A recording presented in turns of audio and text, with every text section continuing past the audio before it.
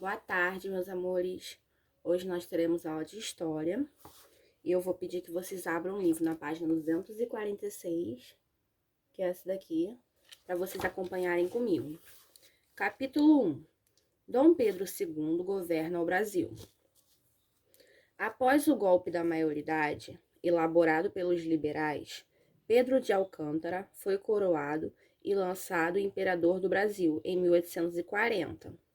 Dom Pedro II governou de 1840 até 1889, com a proclamação da República, sendo o governante brasileiro que mais tempo ficou no poder. O seu período de governo ficou conhecido como Segundo Reinado. Então, quando ele governou, o governo dele ficou conhecido como Segundo Reinado. Ele ficou 49 anos no poder e foi o que ficou mais tempo. E vocês lembram do golpe da maioridade, né? Que nós estudamos no primeiro bimestre, que foi quando o pai dele teve que voltar, deixou ele aqui pequenininho. E ele foi crescendo, né? E com o certo seria ele entrar no poder com 18 anos. Mas proclamaram ele como imperador com 14 anos, quase 15 anos, porque era interesse dos liberais que ele reinasse. Então fizeram um golpe da maioridade. A política do segundo reinado. O segundo reinado ficou conhecido. Não, o segundo reinado foi um período de tranquilidade e poucos conflitos políticos. Isso aconteceu porque Dom Pedro II percebeu que os conflitos entre os partidos liberal e conservador poderiam diminuir se os dois grupos tivessem algum tipo de poder nas mãos. Assim, o imperador seguia controlando os poderes através do poder moderador, enquanto alternava liberais e conservadores na liderança do poder executivo, ministérios. Então, antes dele governar, vocês lembram que teve dois, eu não lembro o nome deles, gente, mas ele, tinha duas pessoas que governavam no lugar dele, né? Porque ele era muito pequeno. Então, entrou tanto primeiro foi um conservador, depois foi um liberal, e eles tiveram problemas nessa época. Acontecia muitas guerras, tipo assim, em várias regiões do Brasil eles guerreavam porque cada um tinha o seu interesse político. Então, quando ele começou a governar, quase não houve conflitos. Mas o que ele fez? Ele viu que não adiantava ele ficar nem do lado dos liberais, nem do lado só dos conservadores, porque senão iria continuar esses conflitos. Ele decidiu ficar do lado dos dois. Ele seria o poder moderador. Ele iria mandar em tudo. Mas ele iria deixar um tempo o conservador e depois os liberais, cada um comandando um pouco no ministério. Tanto que aqui, ó, se vocês verem essa imagem, é como se ele aqui com uma... Como se ele estivesse aqui, com esse aqui é o liberal e esse aqui é o poder conservador. Então, nesse desenho ele tá segurando como se fossem duas marionetes. Ele mandando e o conservador e o liberal como se fossem marionetes dele. Conheça mais sobre esses grupos. Conservadores. Grupo político ligado aos grandes proprietários de terra e escravos. Importantes negociantes, ambos ligados à lavoura de exportação. Eram conhecidos como saquaremas, devido ao importante núcleo do partido ter se organizado na cidade de Saquarema, no Rio de Janeiro. Não sei se vocês conhecem essa cidade, mas ela fica lá na região dos lagos. E eles ficaram conhecidos como Saquaremas por causa desse grande núcleo político que tinha lá. E também eles comandavam, né, na questão das terras, dos escravos, mas eles eram importantes negociantes também. E eles exportavam muitas coisas para fora do Brasil. Já os liberais, eles é mais interno, né? Eles negociam internamente, eles não eram de exportar. Liberais.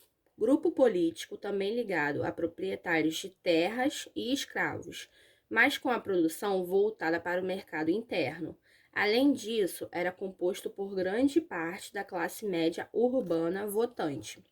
Eram conhecidos como Luzias, devido à derrota que sofreram para os conservadores em Santa Luzia, Minas Gerais. Então, eles tinham o apelido de Luzias porque eles perderam num conflito que tiveram com os conservadores em Santa Luzia, Minas Gerais. E eles eram igual. Os liberais eram igual os conservadores na questão de escravos e na questão das terras. Mas a diferença é porque eles se concentravam na negociação de produtos internamente no Brasil, só na região do Brasil, enquanto os conservadores exportavam os produtos para outros países. Porém, apesar de algumas diferenças ideológicas, é importante ter em mente que os dois grupos não eram tão diferentes assim entre si. O que isso quer dizer? Na prática, os dois grupos defendiam as ideias da elite. Por exemplo, ambos defendiam a manutenção da escravidão. Então, eles tinham diferenças, cada um tinha um pensamento ideológico diferente. Mas, na verdade, eles pregavam a mesma coisa. Os dois pensavam mais na questão da elite, dos ricos do Brasil, e eles queriam que continuasse a escravidão. Os dois grupos. A política do Segundo Reinado também é marcada pela implementação do parlamentarismo como sistema político. Diferente do parlamentarismo inglês, onde o representante do parlamento era o candidato mais votado, no caso brasileiro, o presidente do conselho era escolhido pelo próprio Dom Pedro II, ou seja, o poder continuava concentrado nas mãos do imperador. Esse fato ficou conhecido como parlamentarismo às avessas. Então, gente, o que era o parlamentarismo às avessas? Vamos pegar desde o início aqui desse parágrafo. Lá existia o parlamentarismo inglês, no caso na Inglaterra, e lá a população votava, né? Eu acho que na época, deveria ser só a elite, né? Igual aqui no Brasil acontecia muitas votações, mas apenas a elite, homens, que poderiam votar. Então, eles votavam lá no parlamentarismo inglês, na Inglaterra. Eles votavam e decidiam quem iria ser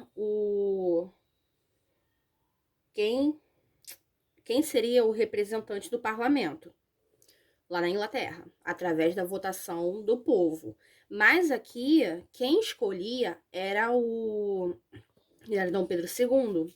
Então, tudo era Dom Pedro que comandava aqui, ele mandava em tudo. E isso ficou conhecido como parlamentarismo às avessas, porque ao invés de ser o povo decidir, era ele que decidia. Desenvolvimento econômico. A economia do Segundo Reinado foi fortalecida pelo desenvolvimento das lavouras de café. O consumo do café aumentou no mercado externo e o Brasil acabou se destacando na produção e na exportação do produto, principalmente no Vale do Paraíba e no Oeste Paulista. O sucesso da cafeicultura proporcionou a construção de ferrovias, o desenvolvimento de centros urbanos, o crescimento dos portos de Santos e Rio de Janeiro, além de contribuir para que a industrialização brasileira desse os primeiros passos. Então, no Brasil tinha muita plantação de café e eles exportavam para outros países, para as outras regiões do Brasil também. Então, e até hoje, gente, o Brasil produz muito café e ele exporta para vários países. Então, com esse crescimento do desenvolvimento da exportação do café, acabou ocorrendo também que eles criaram portos em Santos, que fica em São Paulo, e no Rio de Janeiro, e o desenvolvimento das ferrovias. E a industrialização brasileira também começou a dar os primeiros passos por causa do café, da cafeicultura. As linhas férreas eram essenciais para a expansão da lavoura cafeeira. O uso de mulas não era apenas caro, mas impraticável. Os fazendeiros já não precisavam pagar tarifas mais altas para o transporte quando a safra era abundante e estavam livres da necessidade de financiar tropeiros. Então, vamos pensar o seguinte: no início, haviam mulas, eles tinham que pagar muito caro, além de ter que pagar por várias, né? Porque no caso, quando tinha uma quantidade muito grande de café, não tinha como colocar em uma mula só. E, além disso, a mula é muito mais lenta do que o transporte de mula é muito mais lento do que o transporte de trem, né? Então, era muito mais interessante para eles colocarem, eles pegavam lá a quantidade de café que eles queriam exportar, colocavam dentro do trem, era mais barato do que utilizando mula, mais rápido e era, tipo, colocavam em um vagão e pronto. Não tinham que pagar por várias mulas e que demorava muito mais tempo para chegar ao local. Então foi muito interessante para eles quando começaram a construir as ferrovias. Início da crise. Apesar de ter sido um governo sem muitos conflitos políticos, o segundo reinado chegou ao fim por diversos fatores que acabaram desencadeando uma grande crise. As constantes pressões pelo fim da escravidão resultaram na criação de diversas leis anti-escravistas, como a Lei Eusébio de Queiroz, em 1850, a Lei do Vento Livre, em 1871, e a Lei dos Sexagenários, em 1887. O regime escravista estava perto de chegar ao fim, e esse fato deixou a elite cafeicultora incomodada. Além disso, a crise econômica, aliada à impopular Guerra do Paraguai, deixou os ânimos exaltados e contribuiu para que o segundo reinado chegasse ao fim e a república fosse proclamada. Vamos estudar todos esses pontos da crise do Império Brasileiro mais à frente, quando formos estudar sobre a proclamação da república. Então, apesar dos liberais e dos conservadores serem a favor da escravidão, da elite toda brasileira em si, começaram a ter pessoas que ficaram em cima de Dom Pedro, querendo que ele abolisse a escravidão. Então, ele começou a criar várias leis para não abolir de uma vez, tudo de uma vez, né? Então, o que ele começou a fazer? Criou a lei do vento livre, que aí a criança que nascia, ela já nascia livre, não seria uma escrava.